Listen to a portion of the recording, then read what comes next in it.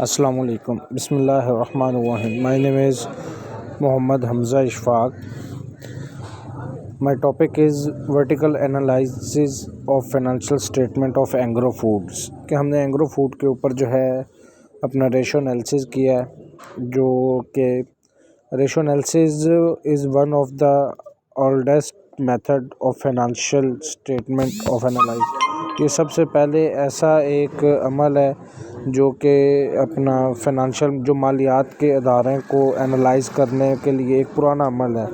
It was developed by banks and other lenders to help them close guest complaints. इस तरह जो है ये रेशो एनालिसिस जो है वो मुख्तलिफ कंपनी मुख्तलिफ मेथड्स के साथ जो है हम इसकी मालियात के किसी भी अदारे को जो है उसके रेशो एनालिसिस करके उसके जो है अपना चेक कर सकते हैं कि वो इस टाइम किस जगह पे है या उसका जो है कितना स्ट्रॉन्ग है मालियाती तौर पर, फाइनेंशियल तौर पर।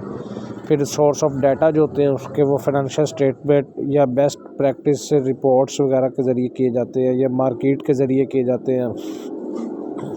सबसे पहले जो है इंट्रोडक्शन है वो एंग्रो फूड का।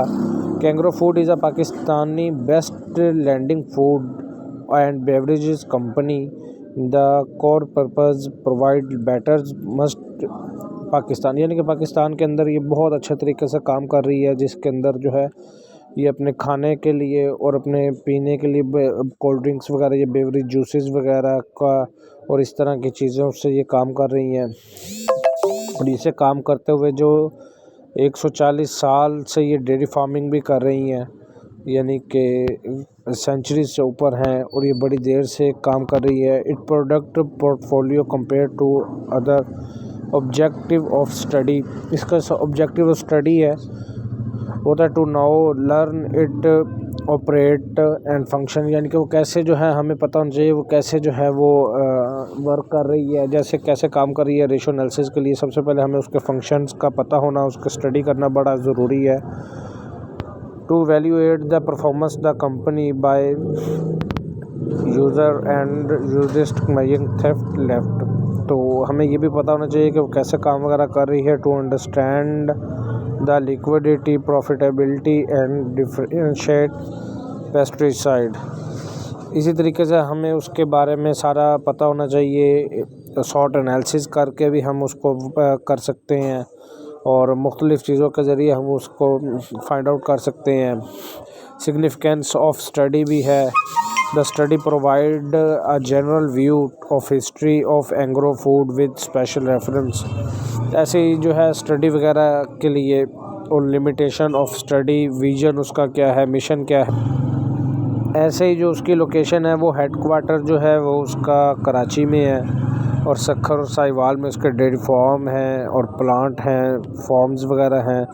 हिस्ट्री है कुछ उसकी डेयरी प्लांट्स वगैरह की। ओवरव्यू है उसके फाइनेंशियल रेशो का। फाइनेंशियल रेशो का ओवरव्यू ऐसे है कि ओवरव्यू के अंदर सबसे पहले हम उसके स्टैट्यूटरी रिपोर्ट देखते हैं, जो आगाज़ की रिपोर्ट थी, जो उसकी जो है फिर लास्ट ईयर की रिपोर्ट है, वो सारी रिपोर्ट्स वगैरह देखते हैं उसके फाइनेंशियल ईयर को देखने के लिए।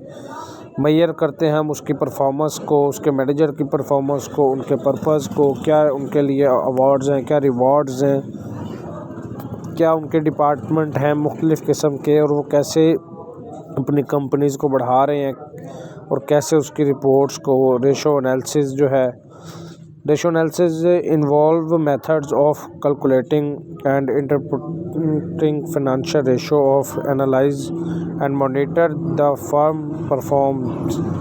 इसी तरह इंटरेस्टेड पार्टीज़ होती हैं, टाइप्स ऑफ रेशो हैं, cross sectional analyse, time series analyse. Ratio cross sectional analysis में अंदर ये पता चलता है कि ये जो एक फर्म है या एंग्रो फूड है वो दूसरी फर्म के साथ कैसे ताल्लुक़ में है, कैसे काम कर रही है, क्या मामलात हैं, कैसे डील कर। फिर टाइम सीरीज़ एनालिसिस में ये एनालाइज किया जाता है कि कितने वक्त में क्या काम किया गया है, कितने वक्त में कंपनी ने कितनी परफॉर्मेंस दिखाई, कितने वक्त में ये कितना इसने अपने आप को इम्प्रूव किया या डाउन गई, वो इन चीज़ों को देखा जाए।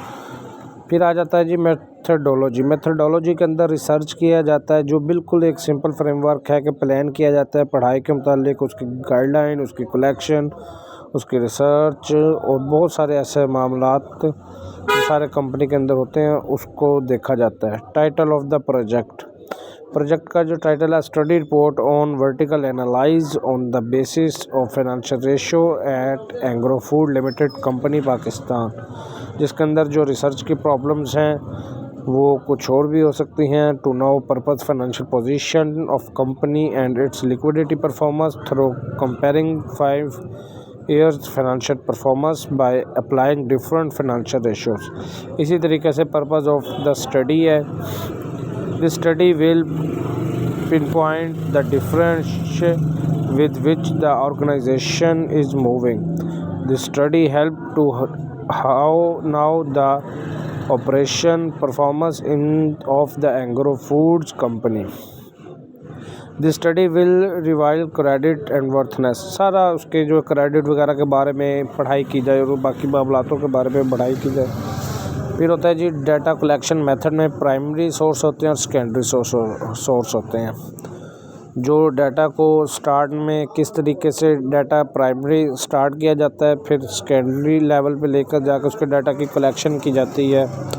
फिर उसके मेजरिंग टूल्स हैं, मेजरिंग टूल्स जो हैं वो accounting ratios and financial statement of company को देखा जाता है, यानी कि अकाउंटिंग रेशोज़ को देखा जाएगा और फिर फाइनेंशियल स्टेटमेंट है जो एग्रो फूड की है हम उसको देख के उसके जो है ये उसके मेजरिंग टूल्स हैं, जिससे जो हम financial statement of agro food Pakistan limited अब देख रहे हैं।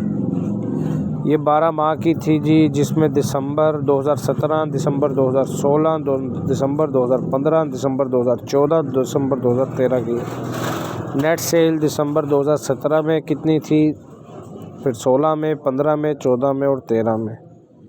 इसी तरीके से उसके ऑपरेटिंग प्रॉफिट आ जाते हैं, प्रॉफिट आ जाता है, टैक्स आ जाता है, उसकी मुकम्मल स्टेटमेंट है जिसके ग्राफ्स बनाए गए हैं।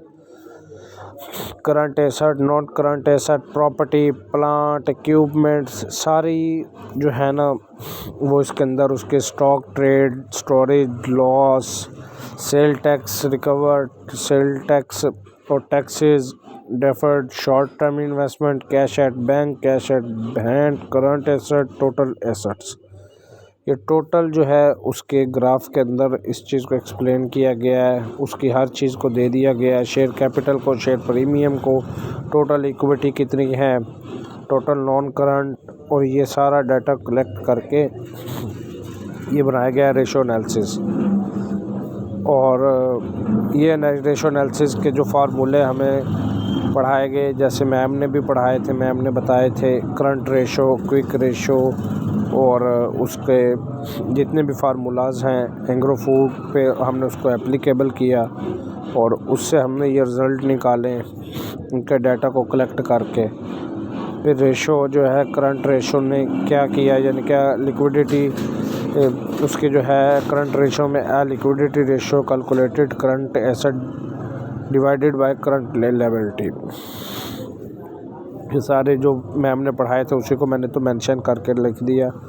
सॉल्वेंसी रेशो और debt to equity over owner equity is equal non current liability. फिर उसके मुताबिक इसको एप्लीकेबल किया इस ग्राफ्स पे।